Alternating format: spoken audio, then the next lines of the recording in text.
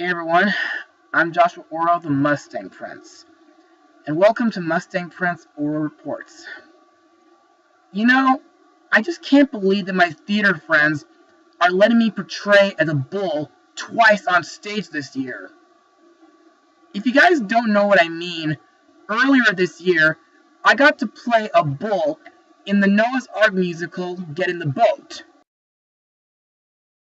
And this summer, I'm gonna be a bull again in the Chronicles of Narnia musical. Crazy, huh? Anyway, to me, bulls can be very ferocious animals. And so far, there aren't that many movies focused on these animals.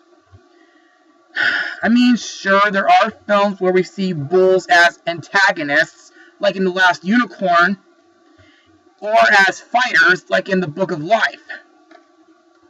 But could there be a movie where a bull can be less fierce and less of an antagonist? Well, luckily, just last year, Blue Sky Studios made one. But is it any good? Does it make up for their recent atrocity that was Ice Age 5? Well, let's find out. Released on December 15th, 2017, the movie is Ferdinand. Now let's get started. Ferdinand is a young bull who escaped from a training camp in rural Spain after his father never came back from a showdown with a matador. Adopted by a young girl who lives on a farm, Ferdinand's peaceful existence comes crashing down when the authorities return him to his former captors. With help from a wisecracking goat and 3 hedgehogs, the giant but gentle bovine must find a way to break free before he squares off against El Primero, the famous bullfighter who never loses. So, what did I think of this movie? Well, despite the fact that I didn't see this movie in theaters, I thought it was a pretty decent movie to come from Blue Sky, and yes, I loved it. But to further explain why I love this film, let's move on to Mustang Notes. In 2011, it was reported that 20th Century Fox had acquired the rights to the children's book, The Story of Ferdinand, by Monroe Leaf to adapt it into a CGI feature film, with Carlos Saldana attached to direct it. In May 2013, Fox titled the film simply as Ferdinand, which was produced by Blue Sky Studios. Also, film composer John Powell, a frequent collaborator with Saldana, was hired to compose the film's score, and in my opinion, the music stays true to the Spanish culture. Also, singer Nick Jonas wrote and recorded a song called Home for the movie, which, in my opinion, is a very touchy and catchy song. Also, there are other great hits in this movie, like Lay Your Head on Me, Freedom, and the Macarena. Also, in my opinion, the animation Blue Sky did for this movie is excellent. Like Pixar and DreamWorks, they have deeply improved with human characters and animals. Also, the setting in Spain looks very wonderful. Also, the flower fields look very beautiful and peaceful, and the bullfighting arena looks very grand. Also, there are a few moments in this movie that I found very memorable, like the part where Ferdinand rescues Valiente and Guapo from the slaughterhouse, which, to me, was very brave, and the chase scene between the animals and the humans was pretty crazy. However, there is one part of the movie that made me clench my fist in anger. It's the part where we see 3 German horses being mean to the bulls. Now, I do love horses due to the fact that I am the Mustang Prince, but the horses in this movie are just so arrogant, kooky, and kinky that they make me turn red in rage, especially when they consider bulls as the smelly kind.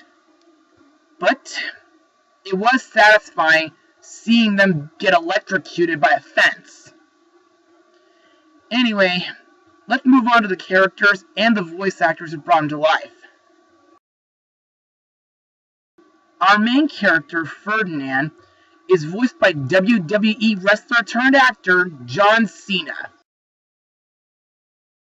who previously was one of the Hang Five in Surf's Up 2.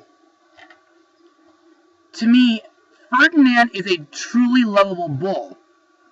He exhibits his big heart and love for people, which is often displayed as adorable awkwardness, as well as curiosity and clumsiness. Such can be seen as he peeks from behind some balloons and gazes lovingly at Nina, and his constant awe and wonder at everything as he travels around Spain. I also like that he enjoys calm and peaceful activities, such as sniffing flowers and walking along the streets of Spain. Also, Ferdinand hates violence, which explains his aversion to bullfighting. He has been seen desperately trying to use CPR on a bunny whom he thought he had killed, which he succeeds at the end. Next up we have Lupe, an old goat and Ferdinand's mentor, voiced by Kate McKinnon, who got to be in the 2016 Ghostbusters movie, Finding Dory, and Ballerina, aka Leap. Lupe is a neurotic, occasionally brash, but sometimes loud. She is a calming goat, but she sometimes has to calm herself. And to me, she's also known as, well, upbeat, positive, eccentric, loyal, understanding, and, of course, perky, and also she likes to eat stuff such as tin cans and flowers. Her dream is to find a fighting bull whom she can coach to greatness and prove that there's more to her than meets the eye. We also have Valiente, voiced by Bobby Cannavale, who got to be in the horrible 2014 Annie film, The Nut Job 2, Jumanji, Welcome to the Jungle, and Ant-Man, which will be getting a sequel this summer. Valiente is a very arrogant, and he's very true to his name. Brave, that is. The reason why Valiente is fighting is because he wants fame. And he's also known as violent, argumentative, grumpy, ill-tempered, emotionless, negative, tough, rough, egotistical, selfish, careless, ambitious, loyal, impolite, envious, no-nonsense, and, of course, somewhat menacing, testy, reluctant, and stubborn. However, after losing his right horn to a fight against Ferdinand and being rescued from the slaughterhouse by Ferdinand, despite his reluctance at first, Valiente becomes friendlier, more caring, and understanding, much to everyone's surprise. Also, after Ferdinand wins the fight, he becomes more respectful. Next we have the Hedgehog Trio, Una, Dos, and Cuatro, voiced by Gina Rodriguez, David Diggs, and Gabriel Iglesias. To me, These guys are the funniest characters in the movie. And I just love the part where they try to help Ferdinand and the other bulls escape from Casa del Toro. Plus, they can be really sneaky when trying to steal food, and they're nuts when it comes to driving a car. Next we come to El Primero, voiced by Miguel Angel Silvestre. This character is a famous bullfighter who is in search of the fiercest bull to fight in his final bullfight. To me, this guy is a sharp-dressed matador, and I think his bullfighting skills are pretty daring. Also, I like that he let Ferdinand live at the end of his battle. Another character to talk about is Nina, voiced by Lily Day. Ever since Nina was a child, she and Ferdinand have been spending plenty of time together. This includes watching television, riding through the sunflower fields, comparing their height, and feeding each other. Other actors in the film include Anthony Anderson, Peyton Manning, David Tennant, and Tim Nordquist. And now, let's move on to my final words. Overall, Ferdinand is a pretty decent movie. While I am disappointed that I didn't see it in theaters, I still think the animation was wonderful. The story is very heartwarming and sometimes hilarious. The setting in Spain looks great, plus the music by John Powell stays true to the Spanish culture. Also, Ferdinand is a big-hearted bull, Lupe is a very supportive goat, and the Hedgehog trio are really funny supporting characters, and of course, Nina is a very sweet girl to care for Ferdinand.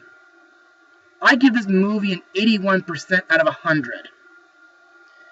Well, that's it for today, everyone.